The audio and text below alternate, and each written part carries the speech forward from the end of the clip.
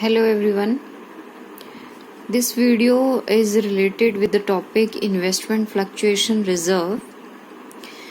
हम chapter 4 change in profit sharing ratio कर रहे हैं. उसमें हमारे पास जब कंप्लीट क्वेश्चन आ रहा है, फुल फ्लैश क्वेश्चन आ रहा है, उसमें एक बैलेंस शीट में लायबिलिटी साइड एक रिजर्व दिया होता है जिसे हम कहते हैं इन्वेस्टमेंट फ्लक्चुएशन रिजर्व. पहले इसका मीनिंग समझ लो. इन्वेस्टमेंट फ्लक्चुएशन रिजर्व का meaning, investment means outside the business. जब हम पैसे लगाते हैं, जैसे हमने शेयर्स खरीदे हैं या किसी फाइनेंशियल इंस्टीट्यूशन में पैसा लगाया है या किसी को लोन दिया है, तो वो इन्वेस्टमेंट है. और रिजर्व मीन्स आपने प्रॉफिट में से कुछ पार्ट साइड में रखा हुआ है for the utilization in future, तो वो रिजर्व है. फ्लक्चुएशन मीन्स कम ज़्यादा होना, चेंजेस आना. तो इन्वेस्टमेंट फ्लक्चुएशन रिजर्व होता है जब हमारी इन्वेस्टमेंट की मार्केट वैल्यू में चेंजेस आते हैं.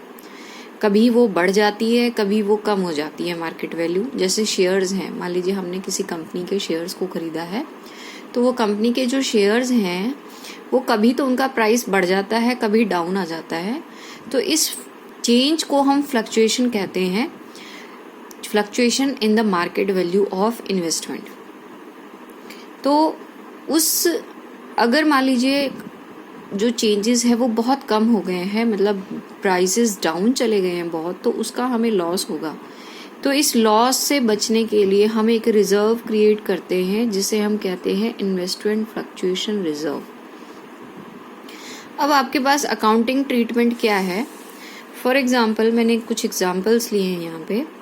जैसे हमारे पास दो पार्टनर हैं A and B, their profit sharing ratio is equal 1:1.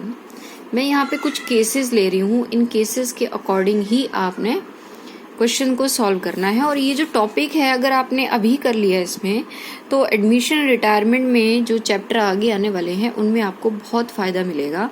आपको दोबारा से ये टॉपिक नहीं करना पड़ेगा वहाँ, अगर आपने अभी कर लिया.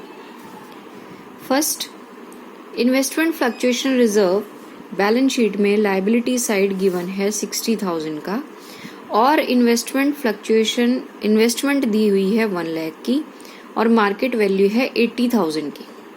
अब आप ये देखिए, मार्केट वैल्यू बुक वैल्यू से कम है, 20,000 की कम है. इस 20,000 का जो लॉस हमें हो रहा है कि अगर हम इसको इस वक्त सेल करने जाएंगे तो हमें 80,000 रुपये मिलेंगे इन्वेस्टमेंट के. तो हमें 20,000 का लॉस हो रहा है. इस लॉस से बचने के लिए रिकॉन्स्टिट्यूशन के टाइम पे हमें क्या जर्नल एंट्री करनी है? हमारे पास 60,000 का रिजर्व है, तो 20,000 का लॉस इस 60,000 से रिकवर हो जाएगा. बाकी 40,000 जो बचेगा वो पार्टनर्स में प्रॉफिट शेयरिंग रेशो में डिवाइड हो जाएगा. जैसे अब इसकी जर्नल एंट्री क्या होगी? Investment fluctuation reserve account debit to investment to A to B. अब यहाँ पे IFR को डेबिट इसलिए किया है क्योंकि वैसे तो ये रिजर्व है. रिजर्व की हमेशा जो बैलेंस होता है वो क्रेडिट बैलेंस होता है. लायबिलिटी साइड है, इट मीन्स क्रेडिट बैलेंस है. लेकिन अब हम इस रिजर्व को यूज करने लगे हैं, तो ये जो रिजर्व है ये कम हो जाएगा. तो आपको मालूम है, जब लायबिलिटीज को कम करते हैं तो डेबिट करते हैं, जब लायबिलिटीज को बढ़ाते हैं तो क्रेडिट करते हैं. यही सेम रूल इन्वेस्टमेंट पे लगा है. इन्वेस्टमेंट की वैल्यू डिक्रीज हो रही है, इसलिए इन्वेस्टमेंट को हमें क्रेडिट करना है. जब एसेट्स डिक्रीज होती हैं तो क्रेडिट करते हैं, जब एसेट्स इंक्रीज होती हैं तो डेबिट करते हैं. इसलिए हमने यहाँ इन्वेस्टमेंट को क्रेडिट किया है, because the value of investment is down by ₹20,000. तो 60,000 में से 20,000 तो हमने यूटिलाइज कर लिया, इन्वेस्टमेंट की वैल्यू डाउन हो गई. बाकी 40 बचा, उसको इक्वल ए और बी में डिवाइड कर दिया. सेकेंड केस है हमारे पास, we have investment fluctuation reserve 20,000 and investment दी हुई है 70,000, मार्केट वैल्यू 50,000. दिस इज 50,000, ये 50,000 है. 70,000 की इन्वेस्टमेंट है, 50,000 मार्केट वैल्यू है. इन दोनों में आपने डिफरेंस देखना है, what the difference between the two. यहाँ 20,000 का डिफरेंस है और यहाँ IFR इक्वल है इस लॉस के. IFR is equal to the loss. Loss means ये 20,000 का जो मार्केट वैल्यू कम हुई है ये बराबर है। अब आपके पास 20,000 का ही लॉस हुआ है, 20,000 का ही रिजर्व है, तो पार्टनर्स को डिवाइड करने के लिए हमारे पास कुछ नहीं बचेगा, लेकिन हम IFR को यूटिलाइज करेंगे। IFR account debit to investment 20,000 और 20,000। ऐसे ही इन्वेस्टमेंट की वैल्यू जितनी डाउन हुई है इन्वेस्टमेंट उतने से क्रेडिट हो जाएगी, और IFR जितना आप यूटिलाइज करोगे उतने से वो डेबिट हो जाएगा। यहाँ आप पूरा का पूरा IFR यूटिलाइज कर लिया है, इसलिए पार्टनर्स को देने के लिए कुछ नहीं बचा है। Now third case is investment 70,000, market value 40,000 और IFR हमने बनाया था 20,000 का। हमने रिजर्व 20,000 का बनाया था, लेकिन मार्केट वैल्यू बहुत ज़्यादा डाउन हो गई। ये जो डिफरेंस है ये 30,000 का है। यहाँ पे जो IFR है वो लेस देन द लॉस है। इसका मतलब जितना IFR हमने बनाया था वो पूरा नहीं पड़ रहा है, हमें एक्स्ट्रा लॉस हो रहा है। तो पहली एंट्री IFR अकाउंट डेबिट, पूरा का पूरा यूटिलाइज हो रहा है तो पूरा डेबिट 20। रिवैल्यूएशन अकाउंट डेबिट, क्योंकि 10,000 का लॉस हो रहा है, टोटल 30,000 डिफरेंस है, 20,000 तो यहाँ से यूटिलाइज करेंगे, बाकी 10,000 का लॉस जो हो रहा है उसको रिवैल्यूएशन में ट्रांसफर करेंगे टू इन्वेस्टमेंट। इन्वेस्टमेंट की वैल्यू 30,000 डाउन हो रही है, तो जितनी डिक्रीज होगी आपने इन्वेस्टमेंट उतने में क्रेडिट करना है।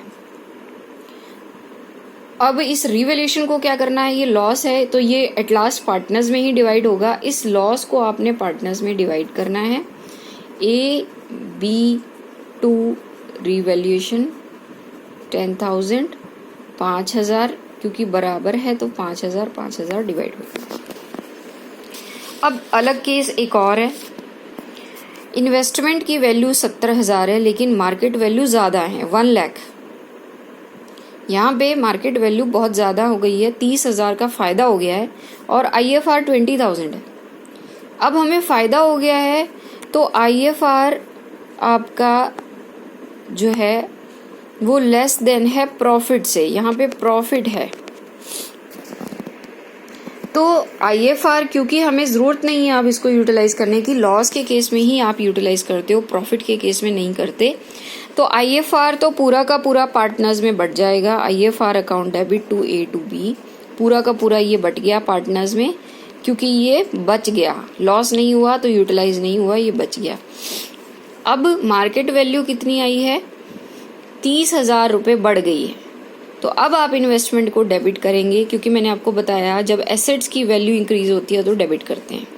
तो investment account debit to revaluation, profit है तो आपको मालूम है रिवैल्यूएशन में एसेट जब वैल्यू इंक्रीज होती है तो क्रेडिट साइड लिखते हैं बाय इन्वेस्टमेंट 30,000, और यही 30,000 पार्टनर्स में प्रॉफिट की फॉर्म में बढ़ जाएगी टू A टू B। हमें इसको अकाउंट को जब बराबर करना है तो इक्वल करना है, तो revaluation to A to B 30,000। ये हो गया आपका फोर्थ केस। नाउ अब आइए फिफ्थ केस पर। ऐसा भी हो सकता है हमने IFR ना बनाया हो, तो मान लीजिए मार्केट इन्वेस्टमेंट 50,000 है, मार्केट वैल्यू 30,000 है, हमने IFR बनाया ही नहीं है, तो अब आपने क्या करना है, आप सीधा देख लो डिफरेंस 20,000 का है। 20,000 मीन्स वही रिवैल्यूएशन में डेबिट साइड में चला जाएगा इन्वेस्टमेंट की वैल्यू, तो रिवैल्यूएशन टू इन्वेस्टमेंट, क्योंकि रिवैल्यूएशन में जब एसेट की वैल्यू डिक्रीज होती है तो हम डेबिट में लिखते हैं। 20,000 डिक्रीज हो गया और यही लॉस, ये 20,000 इधर डेबिट साइड आ गया तो क्रेडिट साइड लॉस आ जाएगा। बाय लॉस आप लिखेंगे, A और B में ट्रांसफ़र कर देंगे 10,000 रुपये और 10,000 रुपये। तो ये कुछ केसेस हैं, इनमें से कोई भी केस पेपर में किसी भी क्वेश्चन में change in profit sharing ratio या एडमिशन या रिटायरमेंट के लिए आ सकता है। आप इसको ध्यान से करो और फिर क्वेश्चंस की प्रैक्टिस करो। Thank you.